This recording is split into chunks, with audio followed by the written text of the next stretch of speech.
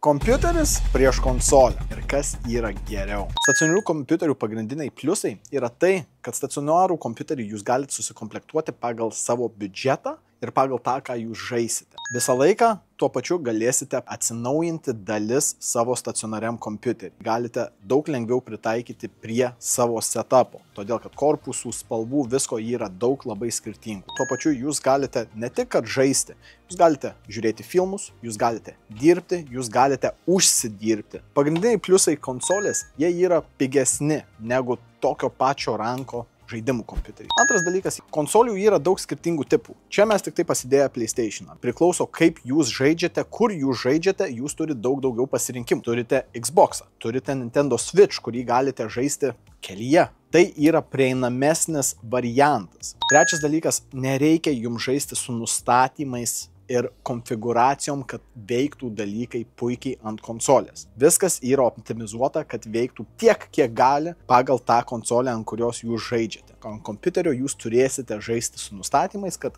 veiktų viskas taip, kaip norite, kad veiktų. Pagrindiniai minusai kompiuterio būtų tai, kad jie yra brangesni, jeigu norite įeiti į tokį patį ranką kaip konsolės. Kitas minusiukas, daugelis žaidimų, kurie yra išėję ant konsolių, yra exclusive content. Tik veiks ant tos konsolės. Reiškia, jūs kai kurių žaidimų ant kompiuterio nepažaisite. Trečias minusas yra tai, kad priklausant nuo stacionaraus kompo naudojimo, jūs vis tiek kažkiek laiko turėsite atlikti profilaktiką, išvalymą, Windows'ų perrašymą, bendrą diagnostiką.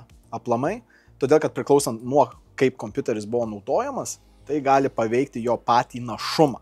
Jeigu per daug vietos užkrauta, taip toliau ir taip toliau. Su konsolė jūs tokios problemos neturėsite. Iš konsolės minusų, jeigu norite žaisti per internetą su savo draugais, jūs turėsite mokėti metinius mokesčius. Ar tai yra PlayStation Plus, Game Pass ant Xbox'o ir Nintendo Online ant Nintendo konsolių.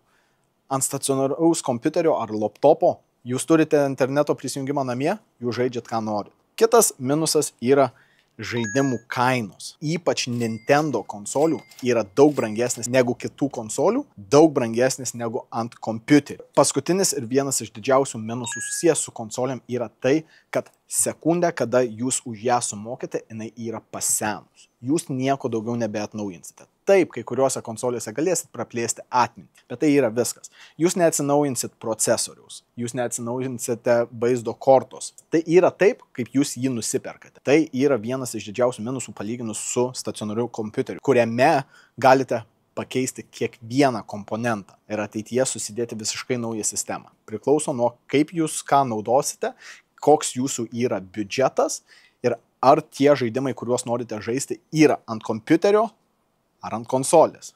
Parašykite, ką naudojate. Aš naudoju kompą, PlayStation'ą ir Nintendo Switch'ą turiu. Man viskas po biškį patinka.